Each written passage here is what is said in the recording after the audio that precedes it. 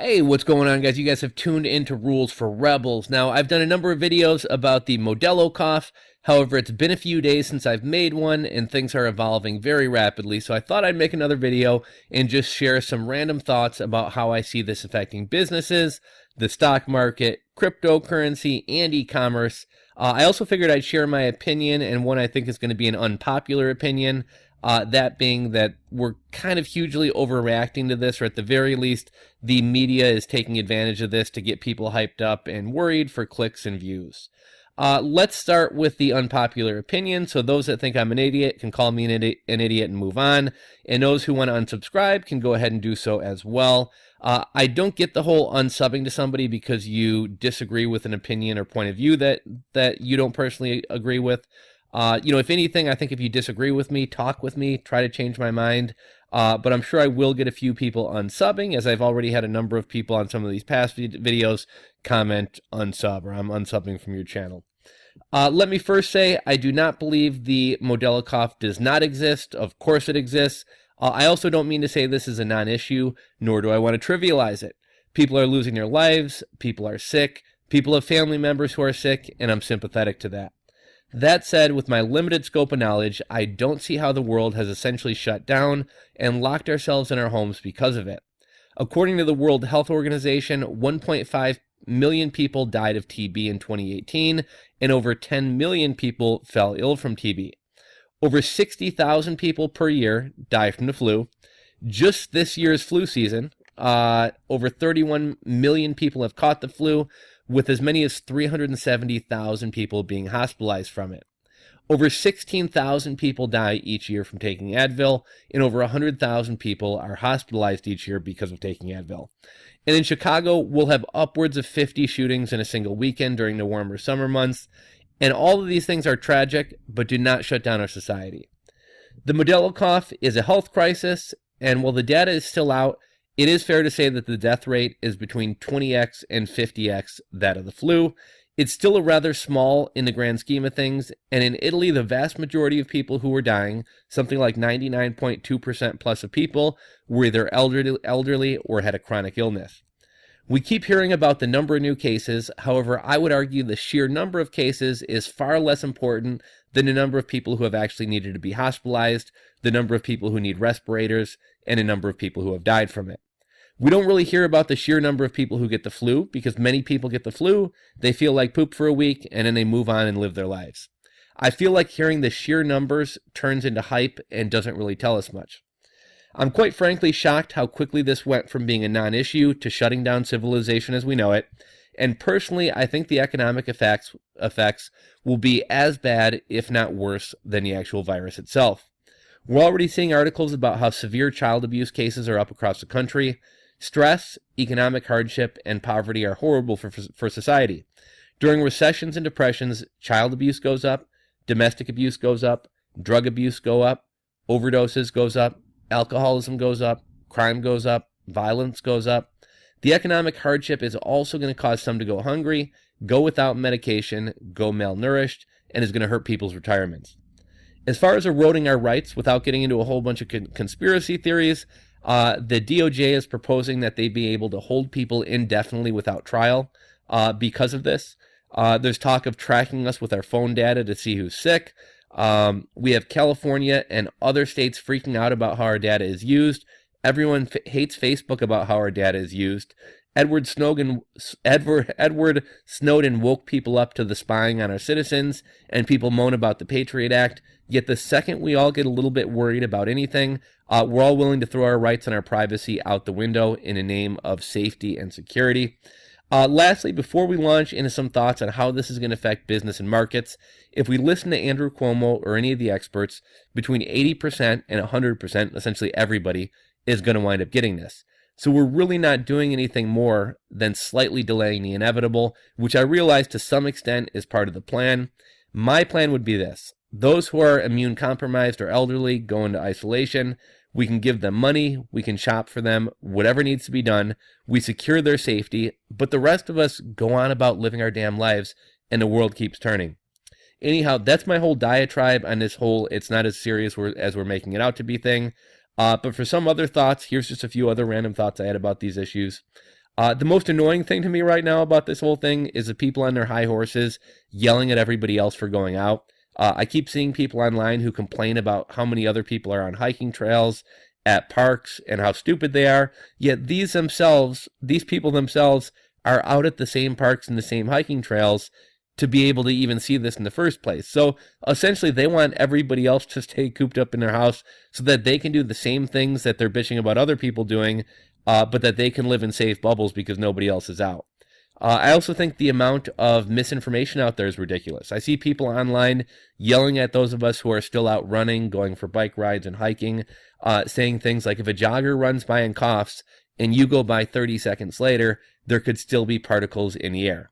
To me, that sounds absolutely ridiculous. Outdoors in the wind, if it really does spread that easily, we're all super fucked anyways.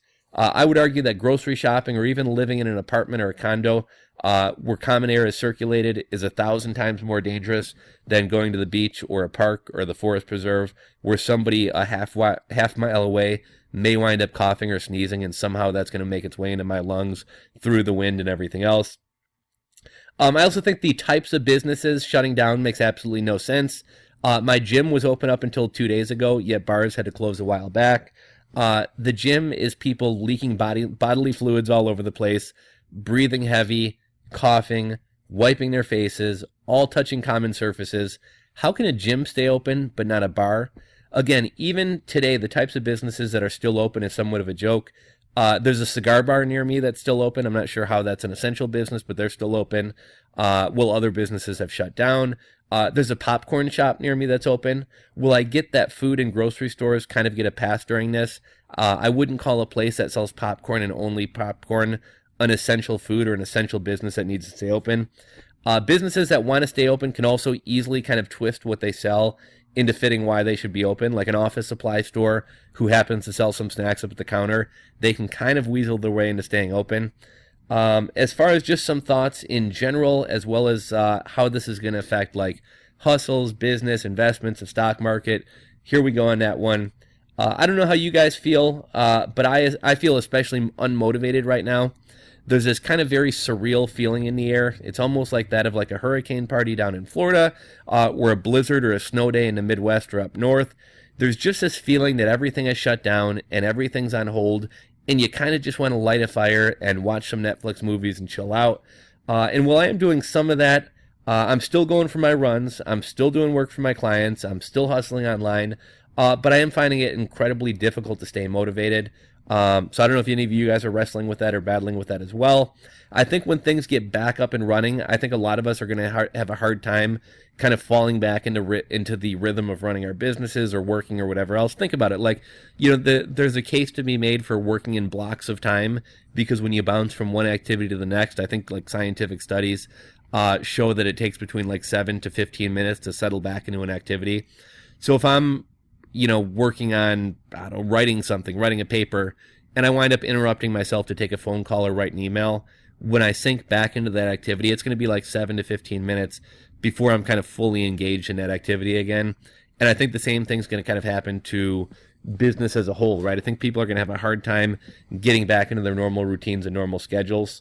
In some ways, I'm seeing the best of people coming. This is just kind of a general thought. In some ways, I'm kind of seeing the best of people come out, and in some ways, the worst. I notice when I go for a run, a few other runners or bikers I see on the road will give me a wave or say hi, as if to say, we're all in this together. Good for you for continuing to run. We're both runners, blah, blah, blah.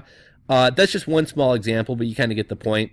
On the other hand, we have people buying 3 years of toilet paper, causing shortages that shouldn't exist in the first place. My girlfriend came home from Costco the other day almost in tears because of the craziness.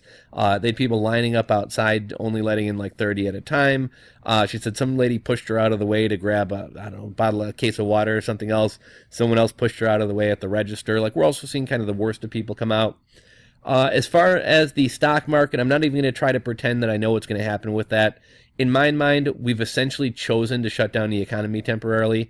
This isn't like 2008 when there's no liquidity or the economy itself has collapsed. We've essentially chosen to turn things off and bring things to a screeching halt. And I would think theoretically that we could just as easily turn things back on. However, I definitely do see kind of a slow recovery happening. and I could see, I guess I don't really know. I could see markets recovering pretty quickly, and I could see things taking like 5 years to get back to where they were. Most people seem to think we were eventually due for a downturn. Was this whole event kind of what broke the camel's back, the Modelo cough? Is this going to launch us into like a 12 to 18 month to maybe even a 2-year recession? I'm not going to pretend to know the answers to that, but markets have definitely gotten hit hard. I've been buying in dollar cost averaging. We're still recording? Okay. Dollar cost averaging and just kind of legging my way in all the way down, and I'm going to continue to do so. As far as cryptocurrency goes, I'm actually somewhat pleasantly surprised how well it's held up. Many people seem to have always said that like when markets tank, crypto will come out on top as kind of a store of wealth. I always knew that wasn't the case and wouldn't be the case, and crypto at least initially kind of tanked harder than ever and harder than anything else. However, that said, crypto did recover pretty quickly. I mean, not to where it was, but it has kind of recovered, and it's kind of stabilized, and that's kind of surprised me. I actually had penny orders sitting out for Ripple, $1,500 orders sitting out for Bitcoin. Again, I'm not going to try to predict the future, but one thought is it kind of sucks that this happened before the halvening. When Bitcoin was riding between, say, 8K and 10K, with the halvening right around the corner, theoretically, Bitcoin should have been trading at about 12 grand, and I thought we were going to get kind of a little uptick, a little boost to 12, maybe even $14,000. I think any potential halvening uptick in price was pretty much squashed by the Modelo cough. I think people need cash. I think people are uncertain about their lives. And I think a lot of people that do have money to speculate may choose to use that money in the stock market as opposed to crypto. So I don't think we're going to get that halvening bounce that a lot of us were maybe hoping for. One last thing that's kind of surprised me and maybe shouldn't have surprised me is the attitude towards landlords from the government as well as society as a whole. Maybe I shouldn't be surprised. There seems to be a lot of people who view landlords as parasites who provide little to no value to society. And in this feel the burn Bernie Sanders world that we're living in, there's a fair number of people that seem to think that property ownership itself is wrong or should be done away with. I'm a small-time landlord myself. I have one rental property. It's not my main income. I became a landlord by accident, so it's not as if like property management or property ownership is like a huge aspect of my businesses or net worth or anything like that. But I notice a lot of cities are stopping foreclosures, and many landlords themselves are saying that fellow landlords should forgive rent during these times. At the end of the day, most landlords don't own their properties outright, and the bank isn't extending that same forgiveness to the landlords. But I find it interesting that everybody that feels like landlords should eat the cost and give people free rent, and landlords should be the ones to take these losses. Yet I don't see anybody calling on grocery stores to give out free food. I don't see anybody calling on Comcast to provide free cable for people during these trying times. I don't see restaurants delivering free food or free soup to people. So it's just kind of interesting to me how landlords kind of come out of all this as the bad guys, but everybody else can continue charging for their services or items. As far as business as a whole, and specifically e-commerce, I think that we've seen businesses that will do okay during tough times. I think we've seen what businesses are truly needed and which ones aren't. I think the $35 print-on-demand t-shirts won't be bought for a while. I think the influencers who are making thousands of dollars off a single Instagram post, I think that's going to dry up as well.